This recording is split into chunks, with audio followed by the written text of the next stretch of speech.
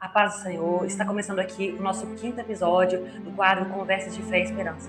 Para isso, nós estamos com um convidado especial, Bruno Rios, a paz do Senhor, diácono aqui da Igreja Cristã Maranata de Praia da Costa Quatro. Seja muito bem-vindo. Obrigado, João. Paz do Senhor a você, aos que assistem esse quadro, que traz fé e esperança a muitos. Também é uma honra, João. Uma honra poder estar aqui, poder falar um pouquinho da palavra do Senhor, daquilo que alimenta a nossa alma e que nos faz ter cada dia mais o desejo de conhecer. Para nós isso é uma grande alegria. Nós vamos falar um pouco sobre quem foi Esther. Bruno, você pode nos contextualizar a história de Esther, em que época ela viveu e o que isso já representa para nós? Claro, João.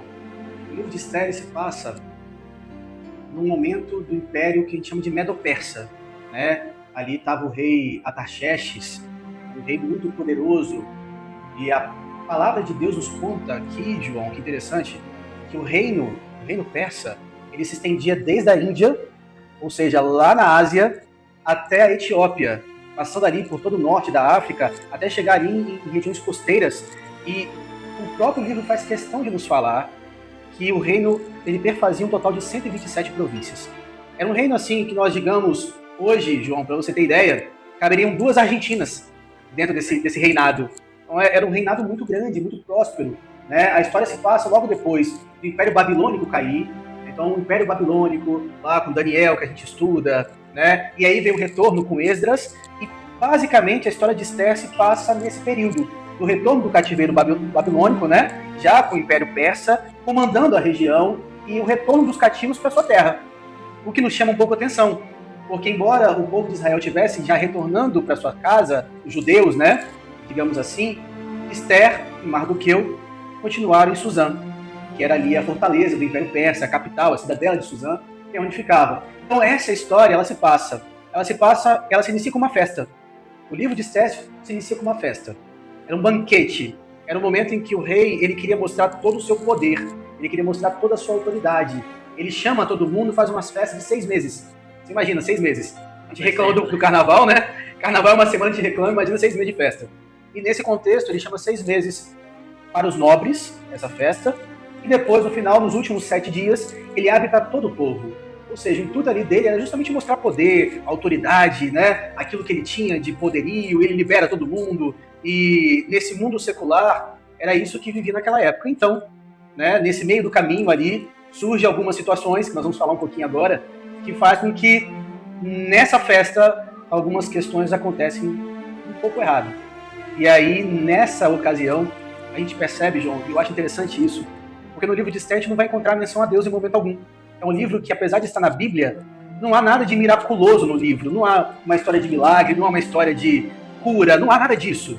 Mas é um livro que a gente percebe que nas entrelinhas, Deus ele nunca perde o controle da história. Esther, ela não nasceu no palácio, não tinha poder, não tinha influência. Então, Bruno, como que ela conseguiu se tornar rainha? E aí volta, João, olha que bacana, né? A gente falou que Deus nunca perde o controle da história, não é isso? E a gente vai ver uma coisa interessante. A festa ela acontece no 3º ano do reinado do rei Assuero, o rei Artaxerxes, né? Como tem as nomenclaturas que a gente encontra da história e da Bíblia também. Mas o rei Assuero ele faz isso, o banquete, no 3º ano. E passam-se 4 anos depois, ele depõe a rainha Vasti, que se recusa a entrar na presença do rei. O rei, no meio ali do ímpeto dele da festa, ele queria mostrar o seu reinado, a sua riqueza, e não pôde mostrar talvez a sua maior riqueza, que era a sua rainha. E aquilo enfurece o seu coração, ele depõe a rainha, mas se passam 4 anos. E aí, após 4 anos, alguns dos seus conselheiros, 7, a palavra de Deus vai falar, 7 dos seus conselheiros, se juntam a ele e falam assim, olha, não é bom, Assuero, é bom que você tenha uma rainha. Então, eles inauguram ali como se fosse um concurso. É um concurso, digamos assim, quase um reality show, né? Hoje em dia. Mas ali eles escolhem, e o rei fala assim, olha, tudo bem, escolhe as moças mais lindas do reino, prepara elas e tragam a presença do rei, e aquele a qual o rei desejar, essa será a rainha. E eu imagino, João, as meninas, né, do reinado, elas tinham que ter 2 características. Elas deviam ser virgens e serem bonitas, de vistosa aparência. Fico imaginando assim, por um lado, algumas honradas em ir, outras, não me leva não. E havia essa, porque na verdade não foi um desejo, foi imposição. O rei veio com uma ordem. E ali, Mardoqueu, que era pai adotivo de Esther, digamos assim, porque porque a palavra de Deus fala que ele era sobrinho do seu tio, que era pai de Esther, e os pais da Esther morrem, e ele adota Esther por filha, está no capítulo 2 isso. Ou seja, Esther é tomada como filha de Mardoqueu, e Mardoqueu ali, ele vai, prepara Esther, e entrega Esther para ser cuidada pelos eunucos do rei. E olha que interessante, ela não vai de cara conhecer o rei, não. Houve um preparo. Houve um preparo. O preparo consistia em algo de 6 meses. Elas eram cuidadas com especiarias, com óleos essenciais, com todo um cuidado específico. Eu fico imaginando, hoje, trazendo uma analogia, elas foram para o Esparta. Foram lá, foram ser cuidadas, foram ser tratadas. E aí, depois disso, Esther, ela entra à presença do rei. E ali ela acha graça perante o rei.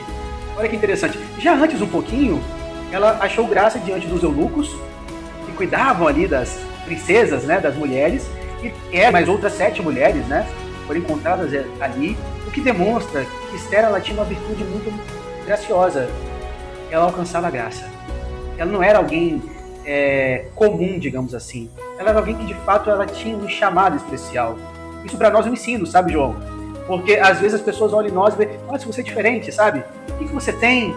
E talvez a gente nem saiba responder, porque nós não somos nada. Mas Esther tinha aquilo que nós temos também. Nós servimos a um Deus vivo. Isso nos torna diferente. E o texto da palavra em Esther, no capítulo 2, no verso 17, diz: E o rei amou a Esther mais do que todas as mulheres, e ela alcançou perante ele graça e benevolência, mais do que todas as vítimas, pois a coroa real na sua cabeça, e a fez rainha em lugar de castigo. Glória. Assim como Esther achou graça diante dos olhos do rei, nós, pela nossa obediência, pela nossa fidelidade em servir ao Senhor, em obedecermos o seu chamado, nós acharemos graça diante dos olhos deste mundo. E Bruno, nós podemos já finalizar esse episódio aqui e daremos continuidade à história de Esther no próximo episódio. Então fiquem atentos. Eu agradeço a participação, Bruno. Uma alegria, João. Paz do Senhor.